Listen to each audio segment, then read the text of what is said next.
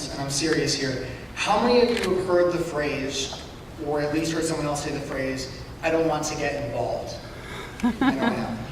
How many have heard the idea that we have an innate calling to serve our fellow brothers and sisters? Now I want to tell a brief story. In November of 2012, I was standing in the line at McDonald's in the District of Columbia, and a woman in front of me wanted to pay for her order with exact change, but she didn't have exact change. So she turns around and says, "Do you have any coins? I don't want to break my 10. But she wasn't talking to me.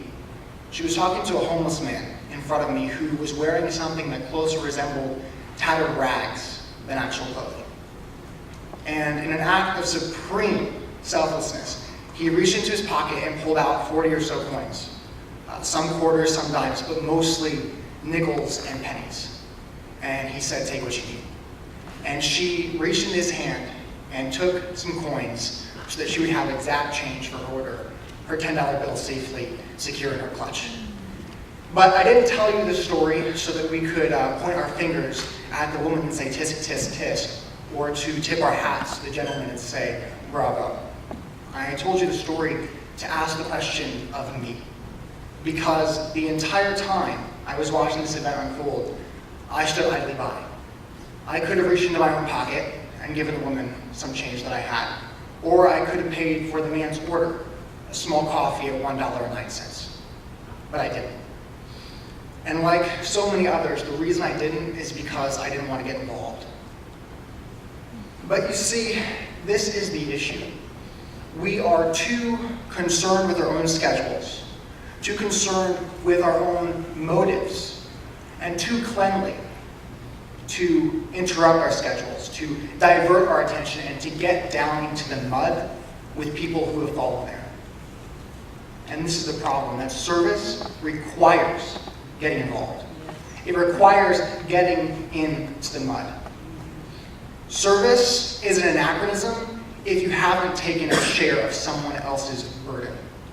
So class of 2013, I would encourage you to get involved and to get into the mud. Now, before the Jaws theme starts playing, I have a couple people to thank. I could thank so many people, coaches, teachers, friends. But I just want to speak to two people tonight, my mom and dad. You have painfully and carefully dedicated yourselves to Christ. You have spent so much time and love in my life, and you have steadfastly and long-suffering loved each other. And I am blessed to have been raised in a home where I can say those things about it. To Dad, you've been slammed with disease and their disability, but not once have I ever seen these deficiencies shape your identity. You have not quit on me, on your passions, on anyone in your family, and I know what a man looks like because of you in my life. You have shown me what it means to have security in oneself and in God. I'm thankful to you. To Mom, I know there have been plenty of times where I've made you threaten to put me back into public school. And I know that you've doubted, is this decision to homeschool me the right decision, is it the best decision? But today, 12 years later, I can tell you that it was maybe the hardest decision, but absolutely the best decision for my development and my growth.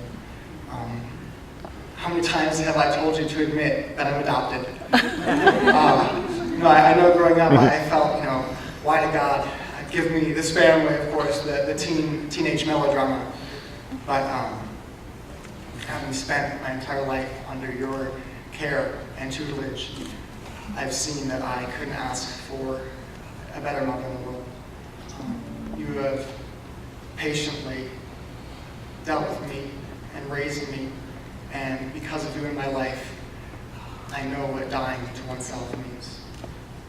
I can only hope in the years to come to reciprocate half of the kindness and the blessings that you've shown me over my 18 years of life. So thank you.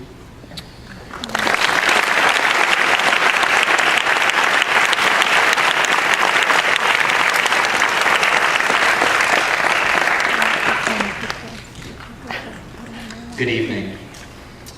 Mark 8:36 says, "For what does it profit